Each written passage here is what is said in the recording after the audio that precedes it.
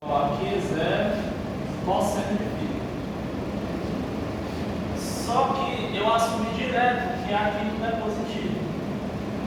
Só que não é. Por quê? Lá no desenho, a gente está provando não tem nenhuma carga desenhada, mas no livro tem, tá? Positivo. A densidade de carga, ela tem um cosseno, né? O cosseno, o resultado dele pode ser negativo, né? Dependendo do ângulo, também vai ser o mesmo resultado, mas vai ser um resultado também negativo. Aí, lá na frente, quando você estiver calculando o campo, pegar os 150, a densidade vai dar uma carga negativa. Aí o campo ele não vai apontar mais para cá. A resultante de campo, se fosse tudo positivo, ia ser assim, vou fazer aqui no cantinho. Se fosse tudo positivo, aqui é o ponto, aí eu peguei um pedaço de ds, um pedaço de ds, aí o campo ia ser aqui, ds, aqui, tá? Aí o campo ia ser assim, assim, aí a resultante seria pra cá, e a resultante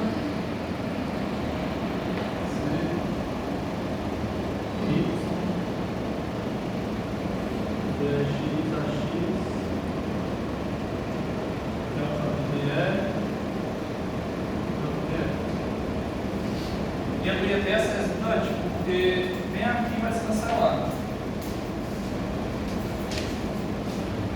Essas duas componentes aqui vão se cancelar, né? Aí eu só poderia ter essa resultante. Só que a carga ela é positiva sempre. Já aqui ela não. Quando chega daqui para cá, vocês vão ver, daqui é 30, né? E chegou em 90, tem 90 graus. Aí de 90 passa o quadrante. Imagina o círculo trigonométrico, né? Aqui é o cosseno, aqui é o seno. Aí certo, aqui é zero, aí aumentou, aqui é 30. Chegou em 90, quer ver aqui. Aí passou de 90, o cosseno é negativo. Aí se o cosseno é negativo, a carga é negativa. Então, esse trecho todo daqui para cá é negativo, não é mais positivo. Aí o que vai mudar? Deixa eu desenhar. Aí eu vou deixar a integral só depois de vocês calcularem. Aí certo. Pegando a mesma ideia, vamos pegar uma carga, um pedaço ds, que contém uma carga dq, e desse lado também. Supondo que estão na mesma distância, né? ds e dq. Se eu traçar assim de campo, para carga positiva, o campo está para cá, né? Tudo bem. Esse pedaço de carga tem o mesmo tamanho desse pedaço de carga. Então ele vai gerar o mesmo campo, só que não apontando para cá, vai apontar para cá. Deixa eu até desenhar um negócio a esse. Vai ficar assim, ó. Esse é o campo da carga. Eu vou botar um Azinho aqui, ó, da parte positiva. E esse daqui é o campo da carga negativa. Aí beleza, eu vou integrar essa região todinha. Vocês notam que essa componente aqui, ó, no eixo X, ela vai se cancelar, né? Você escrever dE mais é igual a dE mais, né? Então a componente do eixo X, no sentido positivo, dx ax, mais uma componente aqui do eixo Z. Do eixo Z não, do eixo Y, perdão. Do eixo Y. Aí D é Y menos AY, menos AY, porque AY está apontando para lá. Esse é o positivo. E o negativo está assim. dx, só que negativo, dx menos ax, né? No sentido negativo do x, mais a componente do eixo y no mesmo sentido. Aí se eu somasse esses dois campos, né, para achar a resultante, eu ia cancelar esses dois aqui. Esse com esse. Só ia ter essa resultado. É isso. Então, esse campo aqui de resultante, D é resultante é igual a DEY no sentido negativo de AY. Beleza. Aí que tá. Como é que a gente vai achar uma relação com os ângulos? Posso pegar esse ângulo aqui, esse ângulo aqui. Não, pera. Aqui vai ficar esse ângulo e esse. Eles não são o mesmo ângulo? Opostos. Eu vou chamar esse ângulo de φ e φ. Φ é zero, aqui, né? Quando eu chego bem aqui onde começa o disco, é 30 graus. Aí vai aumentando, aumentando, aumentando. Vai aumentando, aumentando, aumentando. Quando chego bem aqui, φ é 90, papapá, chega aqui a 150. Qual é a relação que descreve essa componente aqui? Trigonométrica? Cosseno, né? Então, eu posso dizer que o cosseno de φ é igual a DY sobre DE. Beleza. DE pode ser tanto essa resultante como essa, que é a mesma intensidade. Aí a gente usa a definição de carga pontual, que a carga pontual ela é 4π ε0 vezes a distância,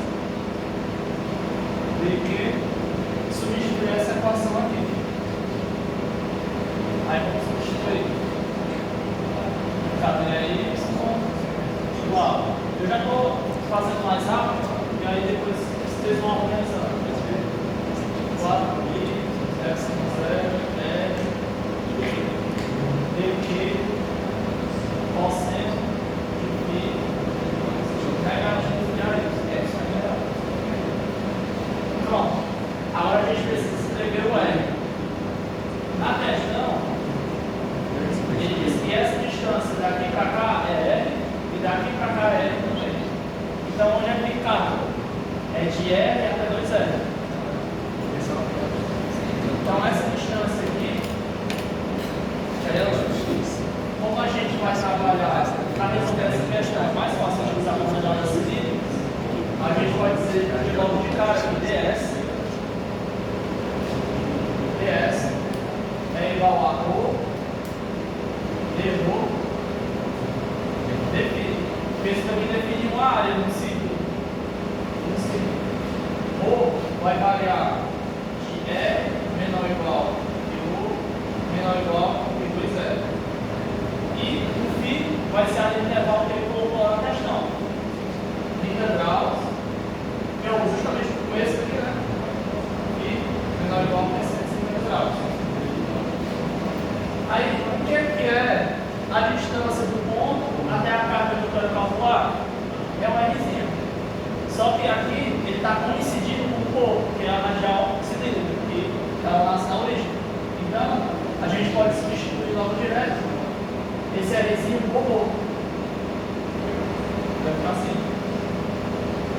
Aí, sabendo disso daqui, agora a gente vai calcular o dT.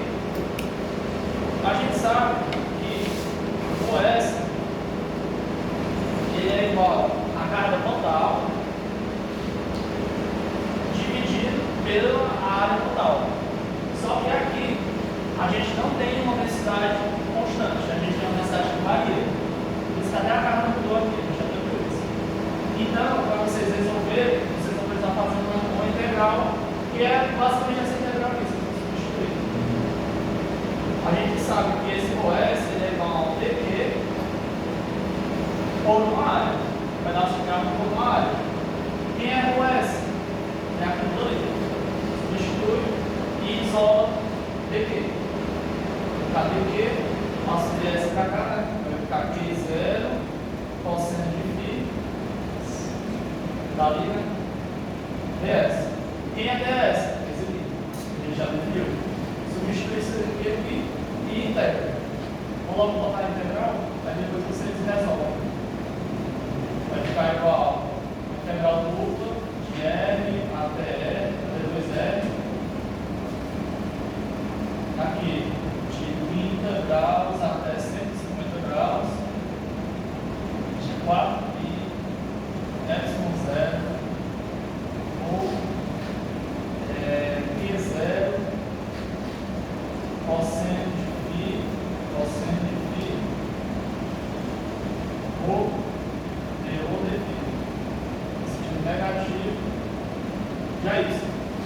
Aí aqui vocês, aqui dá para o celular, né? Aí aqui você olhar para o seu namorado e resolve esse integral. Lembrando que aqui você vai integrar o R em rho, né? E o dφ com esses ângulos. Aí pronto, a questão morreu aqui. Resolve esse integral assim. Aí se vocês quiserem resolver por lá no curso, aí eu dou uma olhada se está batendo. Eu vou até refazer ela bonitinho. Agora para aquela lote de Gauss.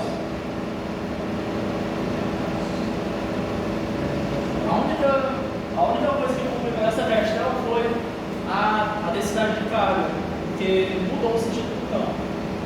Por isso que é bom, antes que vocês forem resolver, tem densidade que varia, observa se a densidade está variando, se ela está mudando a carga, se ela está positivo ou negativo, porque isso vai mudar o sentido do campo.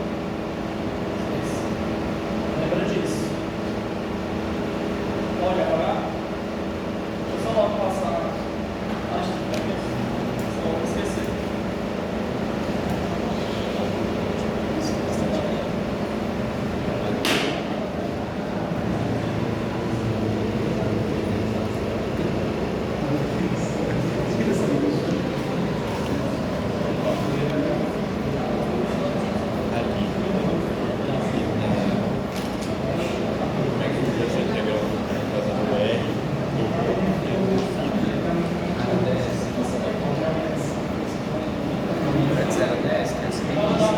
E tem A ou F. Mas se vocês verem esses itens aqui, nem demora muito a resolver. É a segunda questão, não sei qual prova, vamos na segunda questão. Acho que é a 2020.2. 2020 é? É. Vou botar P1.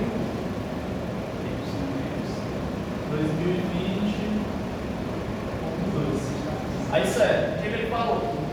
Ele disse, sejam duas esferas delgadas. Aí vou ressaltar dois pontos. O pessoal está falando que ele está querendo botar uma questão de esfera maciça, né? Você está comentando? Se for uma esfera maciça, você tem que tomar cuidado com duas coisas. Você deve falar com as meninas ontem. Para a esfera maciça.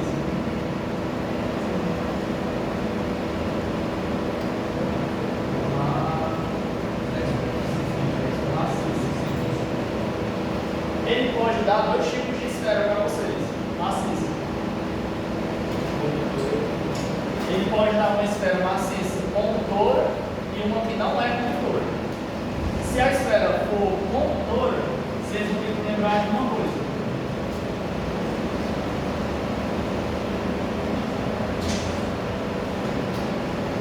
Que é maciça, condutora. Se a esfera ela é maciça e condutora, vocês lembram dos ímãs. Cargas iguais que se repetem. Então, se eu tenho várias cargas dentro da esfera e ela é condutora, significa que elas são livres, elas conseguem se mover. Então, como elas vão se repelir, elas vão se acumular todas na periferia da esfera, elas vão ficar na borda. E se elas vão ficar na borda, quando vocês forem calcular a lei de Gauss e traçar a gaussiana aqui dentro, qual vai ser a carga envolvida? Zero. Se a carga é zero, ou seja, o campo elétrico aqui dentro, da esfera maciça condutora, também vai ser zero. Aí tem questão que às vezes só não dizer a carga envolvida é zero, logo o campo é zero. Pronto, morreu o líquido, veio o ponto, 0,55, aí continuou, próxima questão. Bem rápido. Agora, a história muda quando ela é não condutora ou isolante. Quando ela é isolante, quando ela é isolante, as cargas estão coladas, elas não saem do campo. Então, quando você faz uma gaussiana aqui dentro, você tem carga. E se você tem carga, tem campo elétrico. Então, quando vocês fazem a gaussiana aqui interna, vai ter campo elétrico aqui, vai ter campo elétrico fora.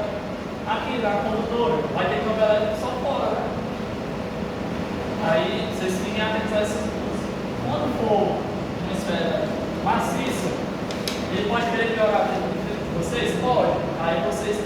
densidade volumétrica, que é a carga total dividida pelo volume.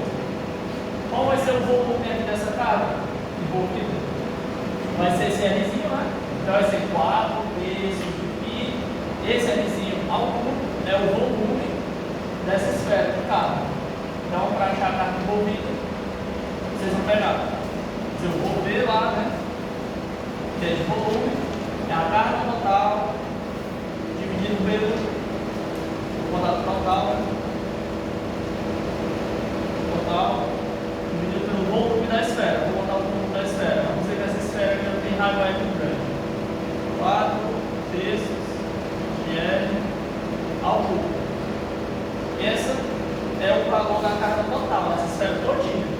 Só que eu peguei só esse pedaço do meio. Então não é a carga total, é a minha carga envolvida.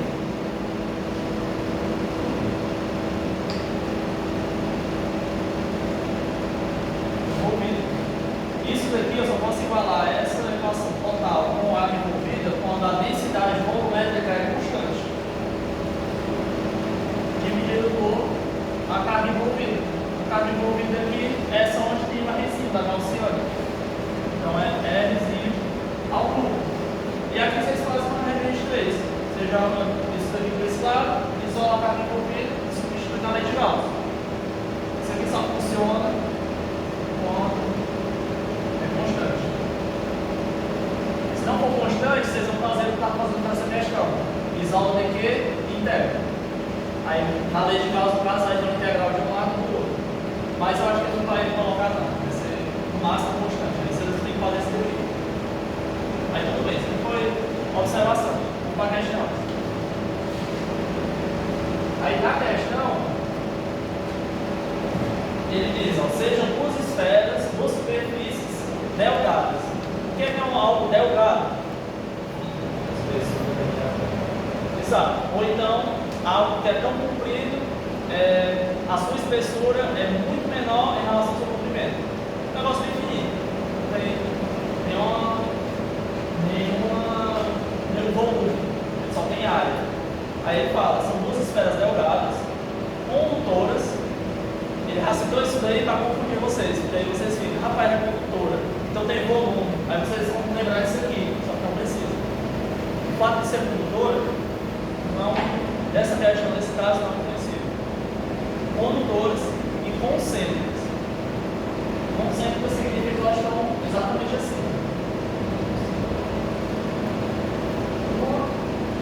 Concêntrico da outra. Aí ele fala que uma tem um raio A e a outra polarizada. Se não está dentro da outra, essa daqui tem um raio A e essa aqui fora tem um raio polarizado. Aí, conforme o esboço ao lado. Nessa questão ele foi o pai, ele botou o esboço. Tem questão que ele não bota. Ele vai só escrever, aí depois você tem que desenhar. Aí ele fala que a superfície interna está carregada com uma carga positiva. Carga positiva, certo? Essa carga positiva é igual a Q, e a superfície externa é negativa. Negativa. E ela tem uma carga menos 2Q coulombs. E ele fala que o dielétrico que ocupa o espaço entre 0, menor que Rzinho, menor que RA, menor que A, é igual a 100 ε0. E o dielétrico que fica nesse espaço aqui entre A e 2A é 1000 ε0. E o restante, a permissividade é a do ar, ε0. Se ele falar que está no ar, não é essa daqui. Se ele falar que está no ar, você só bota isso e diz que a permissividade qual escreve no chinês, ou então faz isso. Escreve Epsilon ar. Aí dá para entender que está usando a do ar. Aí beleza. Teve o pessoal que estava falando que gosta dessa questão tem.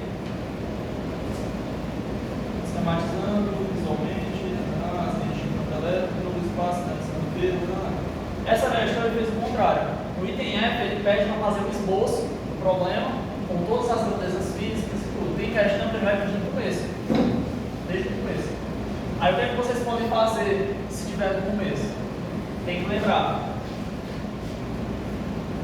Desenhar a figura, né? Que é o que ele escreveu, as cargas, colocar as linhas de campo. As linhas de campo elétrico. Aqui as linhas estão para onde? Entre as cargas. Está saindo daqui, né? Ó. As linhas de campo estão nesse sentido. Uma coisa que eu aconselho a vocês, eu sei que não tempo na prova, é fazer 2 desenhos pelo menos. Desses. Porque aqui, ó, você vê, eu estou representando o campo da carga positiva e da negativa. Aí eu ia ter que desenhar um monte de setinha aqui fora. Só que o desenho vai ficar muito poluído, tem muita coisa, muita informação. Não faz 2 segundos rapidinho. Aí beleza. Coloca o que agora? Os eixos. Os eixos coordenados. Se eu coloquei os eixos coordenados, aqui é uma esfera. Então, ela é 3D, né? Botei aqui o eixo Z. Aqui não vai dar para desenhar um X todinho, mas vou traçar ele aqui. X e o Y. Você vê, o desenho fica muito poluído. Vocês podem desenhar. Aí desenha volta assim, que é o azeite de campo elétrico. E pronto. Aí ele fala aqui ainda mais, né? As linhas de campo em todo o espaço, sinalizando com V a superfície de maior potencial. Aí uma coisa que vocês podem fazer, lá no final a gente vai calcular o potencial, é desenhar uma fonte. Tudo bem, né? Tem um fio aqui, né? Pula nessa superfície, está conectado com o terminal positivo de uma fonte, rodando carga positiva para dentro. E aqui indo para o terminal negativo, mandando cargas negativas. Aqui ele especificou para sinalizar com menos V e V, e mais V. Então significa que aqui fora eu tenho menos V e aqui dentro eu tenho mais V. Poderia ser assim, importa é sinalizar o potencial. Aí pronto, se ele pedisse para fazer um esboço, eu até falei no grupo. Sinceramente, eu não sei o que ele postou na minha questão quando eu fiz o esboço. Eu não lembro se eu esqueci de alguma coisa. Mas eu tenho que desenhar isso tudo.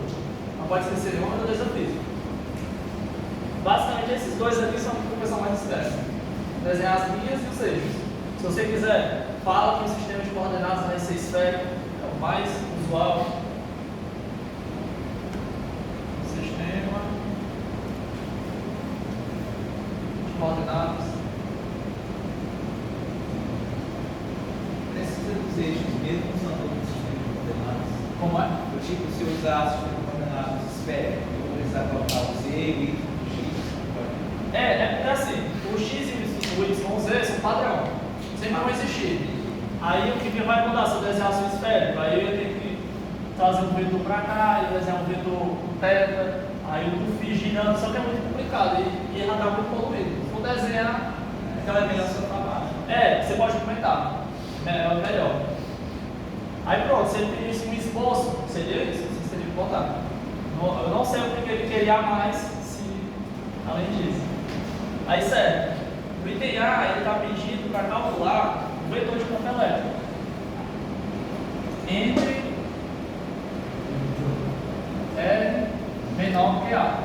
Aí aqui você tem que tomar cuidado. Ele definiu o intervalo aberto, né? Entre os raios. Se ele fizesse isso, ele quer tanto para o intervalo aberto, ele quer o campo. Vou desenhar aqui a autoesfera, a superfície gaussiana. Ele queria tanto a superfície gaussiana aqui dentro, de raio Rzinho, quanto o Rzinho sendo igual a A, que é a superfície aqui em cima. Aí o que é que vocês fariam? Calculariam o campo normal para Rzinho, aí você fala, substituir Rzinho por A, temos que o campo elétrico é esse. Aí só substitui o Rzinho por A e acha o campo nessa região. Pronto. Aí beleza, ele quer o vetor de campo desse caso. Aqui eu tenho carga positiva, negativo fora. Qual é a carga envolvida? Zero. Primeira coisa que vocês veem, carga envolvida é zero. Aí logo, é igual a lei de Gauss, né? Certo? De R escalar de S igual a carga envolvida sobre aqui dentro é sem S. Sem S com zero. Só que a carga envolvida é zero. Se a carga envolvida é zero, isso tudo é zero. A superfície não vai acontecer nada, então o campo é zero. Campo é zero. Foi o ideal. Vocês lembram? Como vocês explicam isso? Como a carga envolvida pela superfície gaussiana, vocês podem até fazer isso no primeiro exemplo. Passar para cá e escrever que aqui é a superfície gaussiana.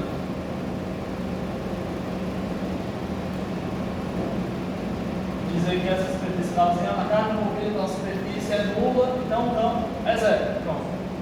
Aí o item B. O item B ele fala que ele quer um campo entre A menor que R menor que 2A. Se é nessa região, eu vou ter dois raios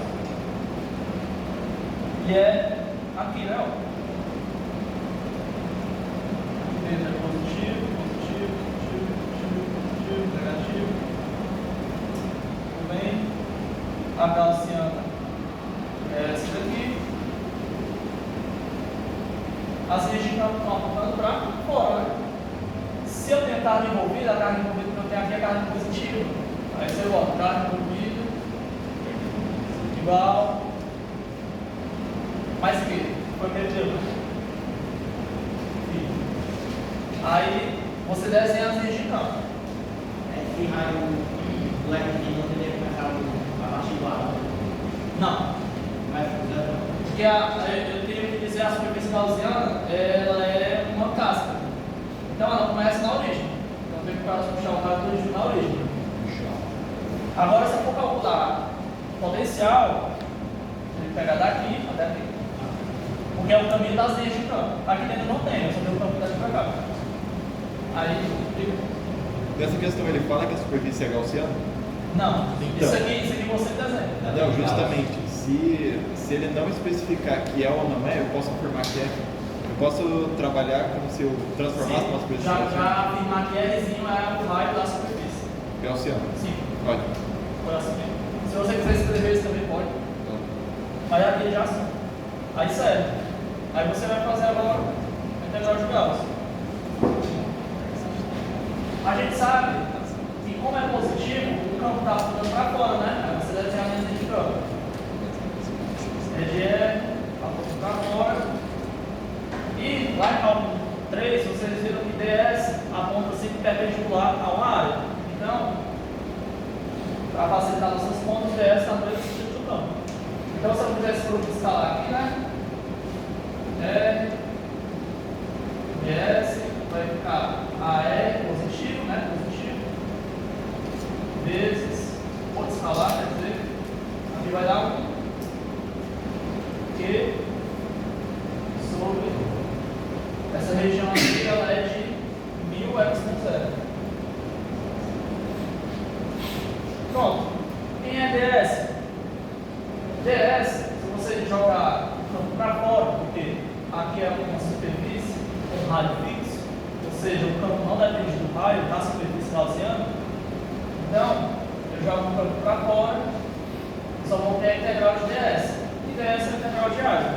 Aí a área em coordenadas esféricas vai ser a integral de 0 a 2π, de 0 a π, R quadrado, seno θ, dθ, dφ. Igual a Q, 1000x com 0.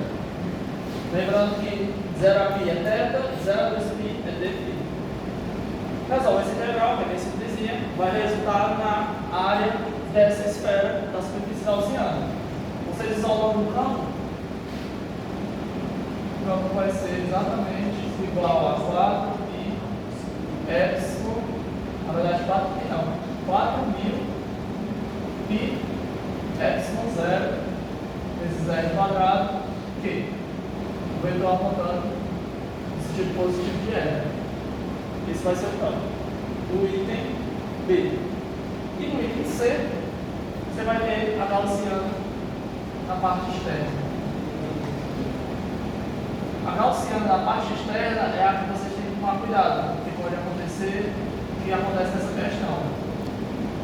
A carga externa, ela é negativa, só que o valor da carga externa é menos 2Q, né?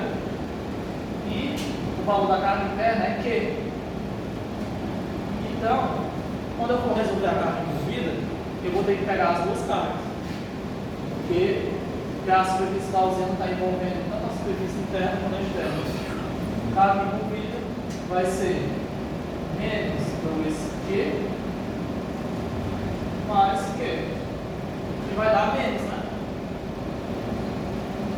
Então quer dizer que se eu pegar olhar de fora, a superfície gaussiana vai enxergar o campo de carga negativa. Então, a linha de campo aqui, ela vai estar nesse sentido. E o ds eu coloco no mesmo sentido para poder facilitar minhas contas. O campo está se aproximando. Feito isso, substitui na integral de Gauss.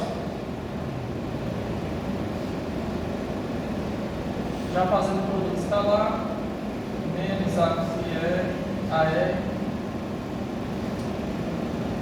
vai ser 1, né? Menos Q sobre qual é a região externa, está no vácuo, né? Então é essa, certo? Essa zero. Aí o resultado vai ser. Vocês veem esse resultado aqui, é o resultado do campo da carga pontual, é a mesma coisa. Vocês resolverem aquela derivada pela parede.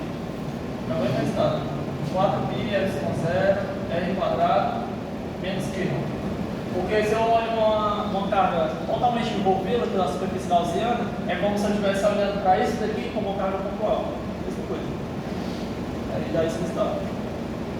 Certo, esse é o item C, né? O item D. Ah, verdade. Obrigado. Tem que mandar o professor, tem uma questão que a gente não vê quando o rapaz. Ele errou o professor. Aí, certo. Muito bem. Agora, o entender ele está perguntando a diferença de potencial escalar. Como é que vocês calculam ele? Se tiver um menos, desse menos. Ó, teve uma prova, o rapaz que ele botou um módulo de menos, né? Aí o aluno ficou assim, é porque é realmente esquisito você colocar módulo aqui no campo. Porque se essa carga for de módulo, o campo vai dar outro sentido. Porque o módulo da carga negativa é positivo. Só tem um sentido, né? Só tem um sentido. Então, você tem que deixar o sinal aqui.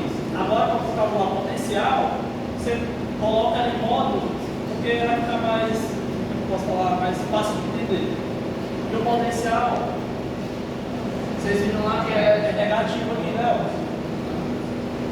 Bom, se eu definisse o ds radial esférica também, apontando para fora, Sim. aí o proporcional pega menos 1, né? Aí ia ficar Q, ia ficar igual assim, só que o pessoal se eu coloco menos vai também. Isso. Estaria certo? Estaria certo. Depende do Mas você tem que desenhar aqui. Se não desenhar aqui, eu vou perguntar aqui, aparece porque a carga agora é positiva. Entendeu? É por isso que eu prefiro fazer assim para manter o valor da carga. Porque quando eu for calcular a capacidade, então, assim, eu vou pegar essa carga aqui. Ó. Eu não vou pegar essa. Desce pra cá dentro. Sim. Tá apontando Mas direito. eles não tem que ser pra fora. O importante é que seja perpendicular. É porque o quando é fechado tem que ser pra fora. Mas é como Não é assim. Depende da conversão, mas dá o mesmo resultado. Ei, Dá o Diego, mesmo resultado. tu pode explicar melhor essa parte aí do AR, dos dois AR ali que se cancela dentro da integral? Pronto, é produto escalar. Se eu pegar o vetor escalar, o vetor A, os dois vetores estão assim, né? Que é V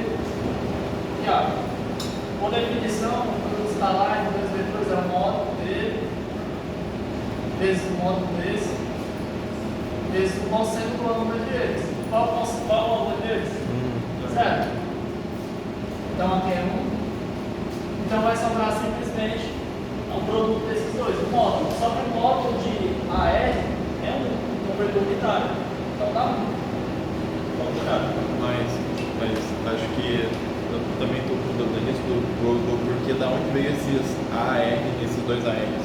Ah, vou ver aqui. Ó,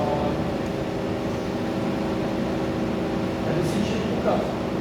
Ah, tá. Isso aqui. E o DS também. DS. Ah, é.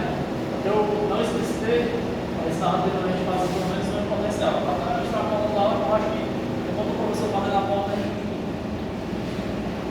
Certo.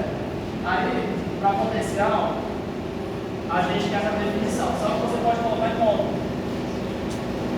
É uma caminho inicial do produto escalar entre o caminho DL. Quem é DL? DL é DL, né? Tem uma prova, umas provas que o cara não faz isso aqui. Aí eu vou ficar na hora. O que aconteceu foi isso? Não explica. Eu vou fazer isso aí. Foi, fala aí, explica aí. Pode, vou poder pode, só que tem que explicitar, porque a gente está fazendo um produto escalar. DL tem que estar em coordenadas esféricas. E se você olhar para o sistema de coordenadas, você tem que escrever, observando o sistema de coordenadas esférico, nós podemos ver. Aí já. E então, o professor chegou. Quem é o professor?